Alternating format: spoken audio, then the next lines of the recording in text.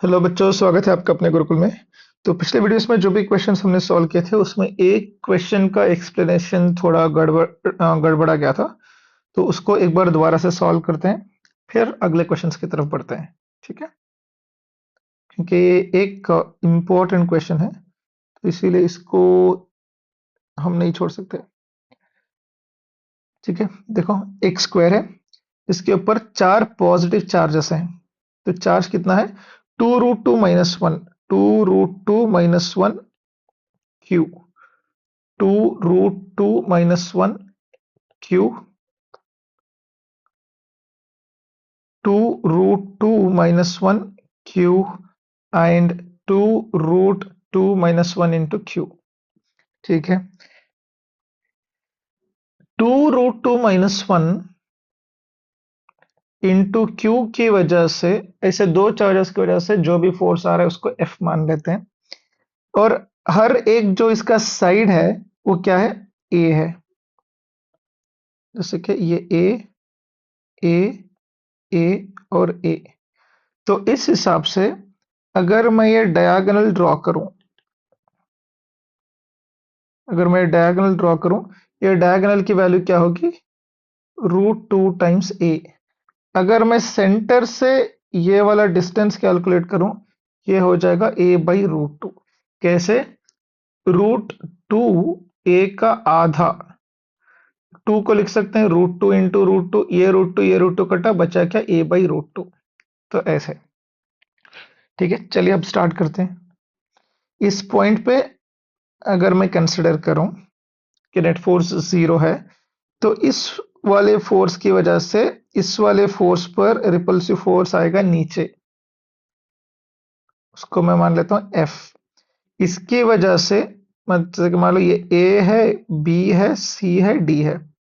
तो बी की वजह से सी पर रिपल्सिव फोर्स और डी की वजह से भी सी पे रिपल्सिव फोर्स, तो ये भी एफ है। और और ये जो है ना, फोर्स ए पे, मतलब ए पे जो चार्ज है उसकी वजह से ये जो फोर्स आएगा, ये क्या होगा? देखो, ये एफ था जब डिस्टेंस आर था। एक यहाँ पे डिस्टेंस क्या था? ए स्क्वायर, के Q1 Q2/r² की जगह ए स्क्वायर था।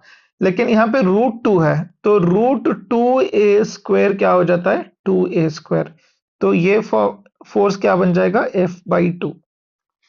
इसके साथ साथ इस एफ का और इस एफ का जो रिजल्टेंट यहाँ पे आएगा वो क्या होगा? मैंने बताया था 90 डिग्री, 90 डिग्री पे होता है √2f। तो इनको जब मैं सॉल्व करूंगा, ये क्या हो रहा है? F/2 plus √2f। एफ मैंने अगर कॉमन निकाला, ये बच जाएगा 1/2 प्लस √2। इसको मैं लिख सकता हूं 2√2 प्लस 1/2 इंटू एफ, जो कि एफ की वैल्यू क्या है? एफ की वैल्यू क्या है? के 2√2 - 1 into 2√2 - 1 whole square Q² / a²। इतना तो हो गया। अब देखो, इसको, ये फोर्स और ये फोर्स और ये फोर्स, इसका रिजल्टेंट तो हमने निकाल लिया। इन तीनों फोर्सेस को बैलेंस करने के लिए, इन तीनों फोर्सेस को बैलेंस करने के लिए एक फोर्स इधर लगेगा, इस क्यू की वजह से, जो हम अब रख रहे हैं इसको न्यूट्रलाइज करने के लिए।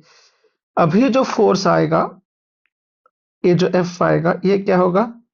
कि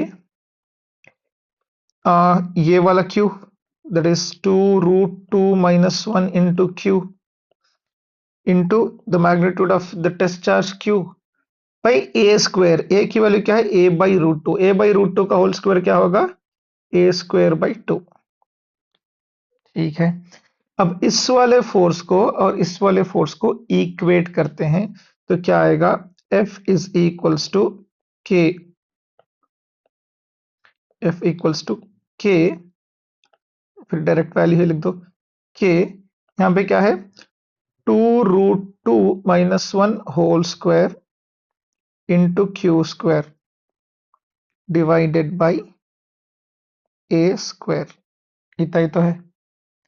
ठीक है, हाँ ये एफ की वैल्यू है। एफ के साथ क्या मल्टीप्लाई हो रहा है, 2√2 प्लस 1/2, उसके साथ है 2√2 plus 1 divided by 2 is equals to, ये वैल्यू अगर मैं लिखूं, ये 2 चला जाएगा न्यूमरेटर में, तो ये बन जाएगा 2k 2√2 minus 1 into capital Q small Q divided by A square. क्या क्या कैंसिल कर सकते हो, ध्यान से देख लो। ये q के साथ ये वाला q कट गया, ये ए स्क्वायर k और k कट गया, 2√2 माइनस 1 के साथ ये वाला 2√2 माइनस 1 कट गया। अभी बचा क्या,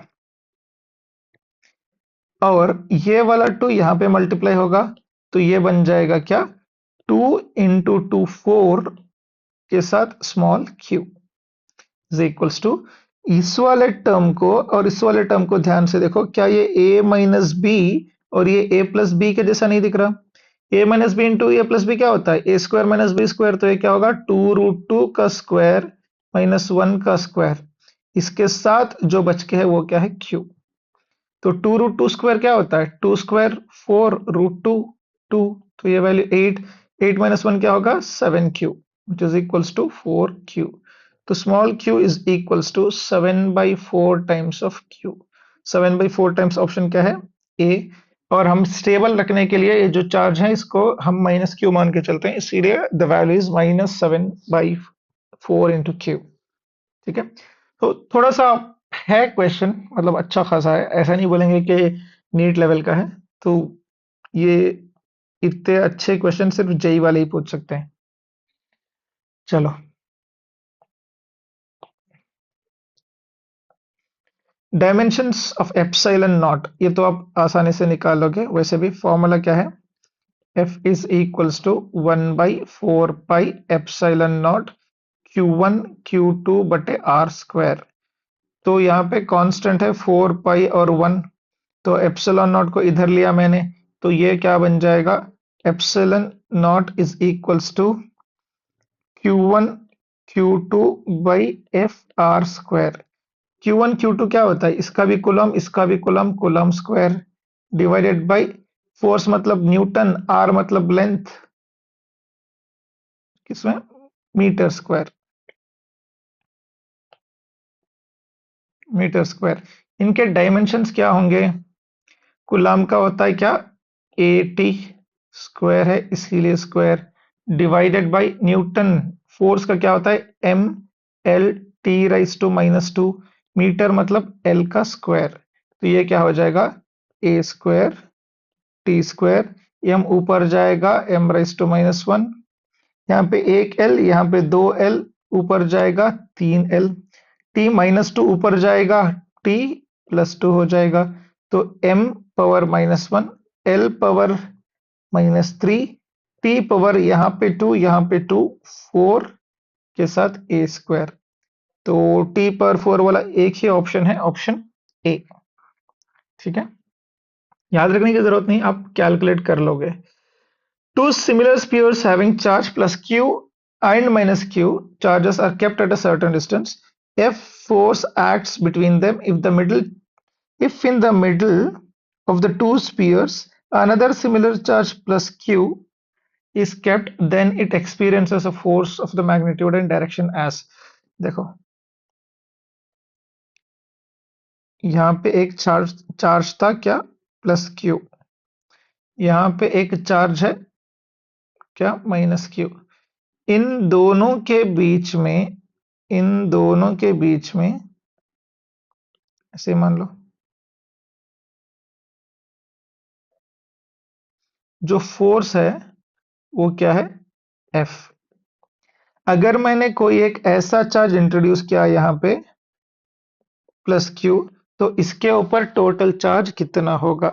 अगर ये डिस्टेंस को मैं मान के चल रहा हूं r, तो ये बन जाएगा r/2, ये बन जाएगा r/2। हमें पता है कि जब डिस्टेंस डिवाइड होता है तो फोर्स मल्टीप्लाई होता है r स्क्वायर से। इन दोनों के बीच का अगर डिस्टेंस f है, तो अब समझते हैं कि क्या हो रहा है। ये प्लस क्यू इस प्लस क्यू को रिपेल करेगा इस डायरेक्शन में,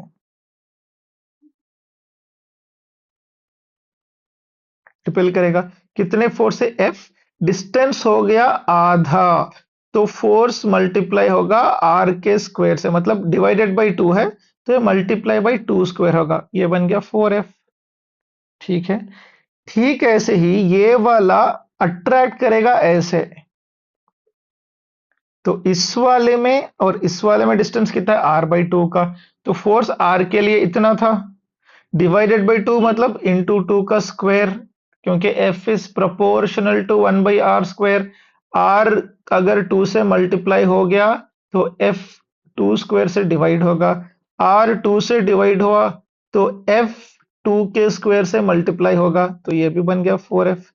तो बेसिकली इस डायरेक्शन में 8F है, तो answer is 8F towards minus Q, 8F towards minus Q, तो ऑप्शन है सी। ठीक है, यहाँ पे पूरा formula F is equals to K Q1 Q2 बटे आर स्क्वायर डाल के पूरी खिचड़ी नहीं बनानी, तो यहाँ पे मल्टीपल चॉइस है तो आपको आसानी से आंसर मिल जाना चाहिए। Electric charges 1 microcoulomb, minus 1 microcoulomb and 2 microcoulomb are placed in an air, the corners ABCD respectively of an equilateral triangle. देखो तीनों एंगल्स तीनों साइड सेम है। ABC having length of each side 10 centimeter, the resultant force at the charge C is,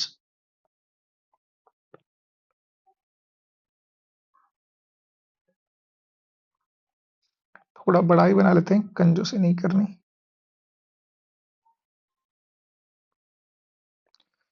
ये हो गया triangle, ये है ए, ये है बी, ये है सी। ए के पास है 1 माइक्रोकुलम, बी के पास है -1 माइक्रोकुलम, सी के पास है 2 माइक्रोकुलम। हमें फोर्स पता करना है सी पे, इस वाले पे। ये 1 और 1 के बीच में फोर्स आता है एफ ना, तो मतलब F is basically proportional to Q1 into Q2। ठीक है, Q1 इन Q2 की वैल्यू 1 आ रही है तो force 1F, Q1 into Q2 2 आ रहा है तो 2F। अट्रैक्शन रिपल्शन हम शो करेंगे, ये भी पॉजिटिव, ये भी पॉजिटिव। Q1 इंटू Q2 क्या होगा? 1 इंटू 2 2, तो इस पे इस डायरेक्शन में फोर्स लगेगा 2F।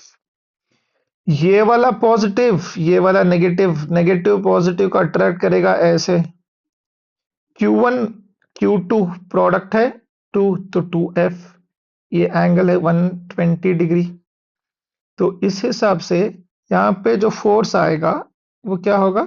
2F ही होगा, तो F ही तो निकालना है हमें। What is F? के Q1 Q2 बटे R का स्क्वायर, के तो हमें पता है, नीचे ही लिख लेते हैं बटा, हाँ के की वैल्यू पता है 9 इंटू 10⁻⁹। Q1, इसको अगर Q1 माने तो आ जाएगा 2 इंटू 10⁻⁻⁶। दूसरे वाले को माने, देखो ये भी 1 है, ये भी 1 है, तो इसीलिए हमने जनरलाइज करके लिखा था 1 इंटू 10⁻⁻⁶ होल डिवाइडेड बाई, हमारे टीचर ने बताया था कि ये इक्वल्स एग्जैक्टली सेंटर में डालते हैं। जो डिस्टेंस है 10 सेंटीमीटर है, 10 इंटू 10⁻⁻² का होल स्क्वायर, ये बन जाएगा 9 दूनी 18 इंटू, यहाँ पे 9 है, यहाँ पे -12 है, तो 10⁻³ हो गया। तो 10 इंटू 10⁻² क्या होगा? 10⁻⁻1 का होल स्क्वायर क्या होगा? 10⁻²। 10⁻² ऊपर आएगा, क्या बन जाएगा? 10⁻+2, 10⁻+2, तो ये बन गया 18, ये -3 और ये +2, तो ये -1। ये -1 का मतलब होता है 18/10, जो कि है 1.8 न्यूटन। तो कौन सा ऑप्शन है? Option B. ठीक, चलो अगला देखते हैं। In infinite number of charges, each of 1 microcoulomb placed on the x-axis with coordinates 1, 2, 3, 4, infinity. यहाँ पे इनको मिलीमीटर में कंसिडर किया गया है, तो basically these are like mm, 10⁻³ का मीटर। ठीक है बाबा, ये है फोर्स वाली लाइन, इस पे हमें फोर्स निकालना है। ए 1 कूलम का चार्ज है, तो x इक्वल्स टू 1 पे कितना चार्ज है? 1 micro coulomb. x is equals to 2 पे भी 1 माइक्रो कूलम, और x इज इक्वल्स टू 4 पे भी 1 माइक्रो कूलम। ठीक है। हाँ, जो F है पहले इनको कैलकुलेट करते हैं। इनके बीच में अगर मान लो फोर्स F है, तो what is the value of F? K Q1 Q2 by R square. ठीक है।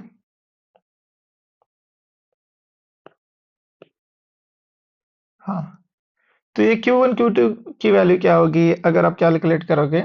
तो दिस इज 9 इंटू 10⁻⁹। Q1 है 1 कूलम, Q2 है 1 micro coulomb, 10⁻⁻6 divided by millimetre में है ना, 10⁻³ का होल स्क्वायर। ये है F। और यहां से अगर यहां तक हम कैलकुलेट करें तो डिस्टेंस r था, 2r हो गया, मतलब F क्या होगा? Divided by 2 square, that is F by 4। ऐसे यहां तक क्या होगा? F डिवाइडेड बाई 4 का स्क्वायर क्या होगा? 16। ये इन्फिनिट तक जा रहा है। इस वाले को फिलहाल के लिए यहीं पे सुमड़े में एडजस्ट कर लो। अब जो भी फोर्स हो रहा है, तो बेसिकली एफ नेट जो भी मुझे कैलकुलेट करना है, एफ नेट हो जाएगा F plus F by 4 plus F by 16 plus so on. अगर एफ मैंने कॉमन निकाला तो ये आ जाएगा 1 plus 1/4 plus 1/16 and so on. अब बच्चा जो स्मार्ट है उसको समझ में आ गया कि यहाँ पे जीपी चल रहा है इन्फिनिट तक, तो उसका सम जो एस एन है वो होगा a/1 - r। ए मतलब first term 1 divided by R की वैल्यू देखो, 1/4 घट रहा है हमेशा, 1/4। तो 1 - 1/4 इज 3/4। 3/4 न्यूमरेटर में ये वैल्यू हो जाएगी 3/4। 3/4 न्यूमरेटर में जाएगी, बन जाएगा 4/3। तो जो आंसर है वो बन गया 4/3 F। तो 4/3 into, so what is the value of F? चलो इसको कैलकुलेट करते हैं। 9 ऐसे ही, तो +9 - 6, 9 - 6 हो गया। ठीक है। -3 इंटू 2 -6, -6 ऊपर गया +6। कुछ गड़बड़ है, कुछ गड़बड़ है, कुछ गड़बड़ है। हम्म।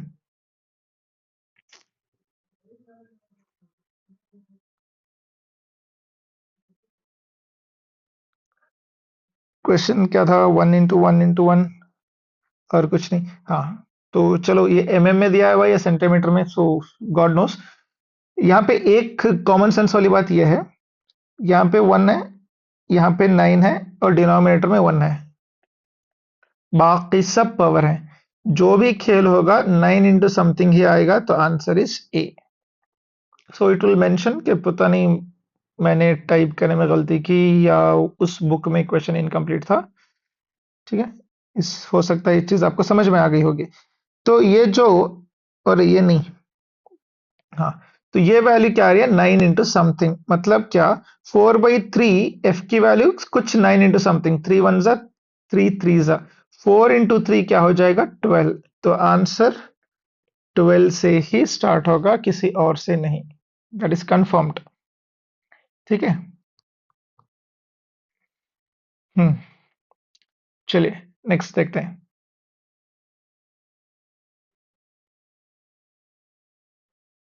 अगला question. A charge q is placed at the center of the line joining the two charges. The system of the three charges will be in equilibrium. Okay. यहाँ पे a charge q is placed at the center of the line joining the two charges q. ये भी q, ये भी q, ये centre में है small q। ठीक है। अगर ये वाला डिस्टेंस है r,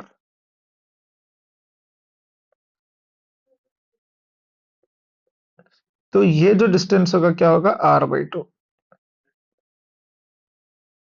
ये वाला डिस्टेंस में क्या हो जाएगा, r/2। ठीक है।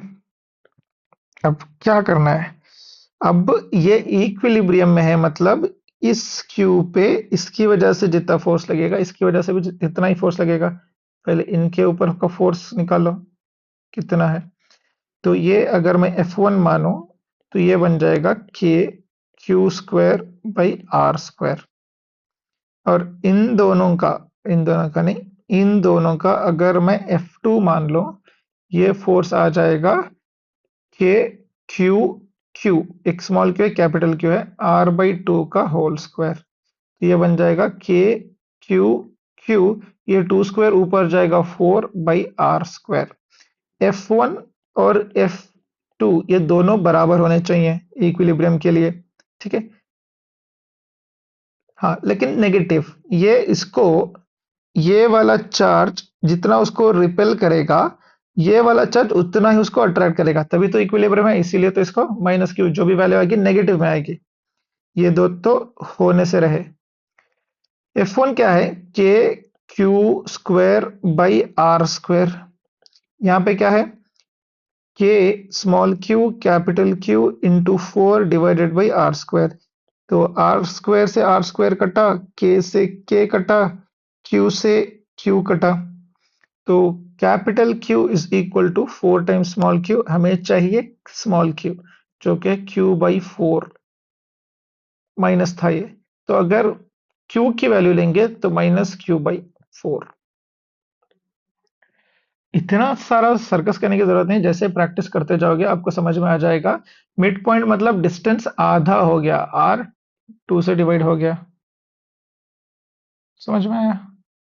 तो R2 से डिवाइड हो गया तो F 4 से मल्टीप्लाई होगा, उसको बैलेंस करने के लिए चार्ज को 4 से डिवाइड करना पड़ेगा। डन। दोबारा समझाता हूं, देखो।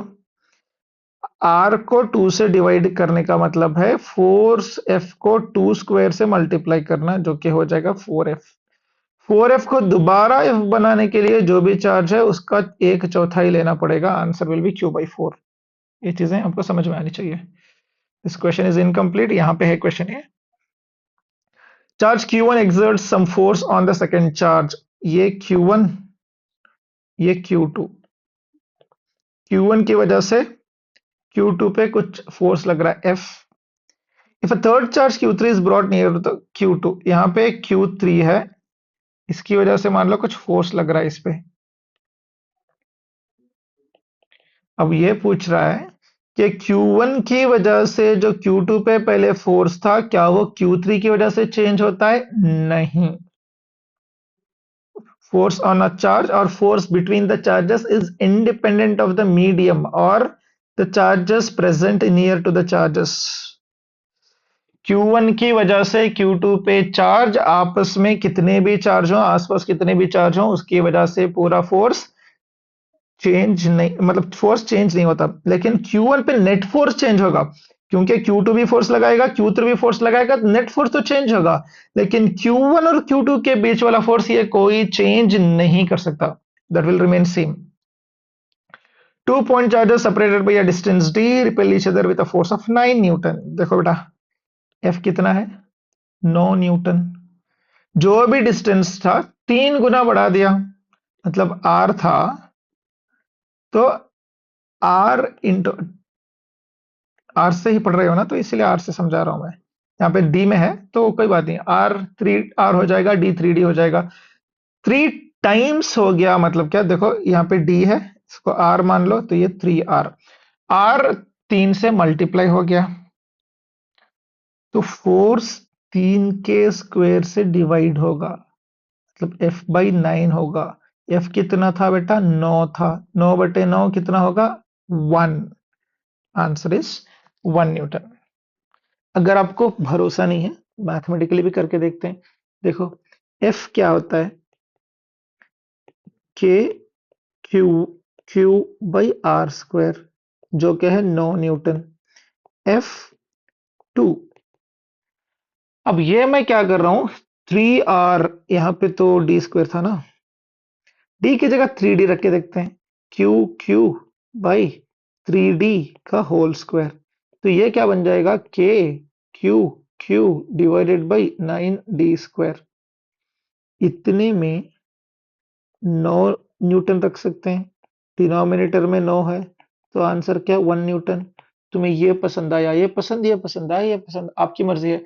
लेकिन इसकी मतलब इसका प्लस पॉइंट ये है, इसको बस सोच के भी कर सकते हो, लिखने की जरूरत नहीं है बेटा। ठीक है, आज के लिए इतना काफी है। अगली क्लास में एक इंपॉर्टेंट कॉन्सेप्ट शुरू करेंगे हम लोग, that is on null point. उसके बाद इक्विलिब्रियम पढ़ेंगे, उसके बाद इलेक्ट्रिक फील्ड स्टार्ट करेंगे। बहुत धीरे धीरे से चलेंगे, कोई भी कॉन्सेप्ट मिस नहीं होगा। नीट वाले बच्चों के लिए इतनी तो गारंटी है कि मिनिमम 90% क्वेश्चंस इन्हीं वीडियो से आएंगे, मिनिमम 90%। ठीक है, तो कोशिश करते हैं कि जेई के लिए भी मैक्सिमम क्वेश्चंस कवर करें हम लोग।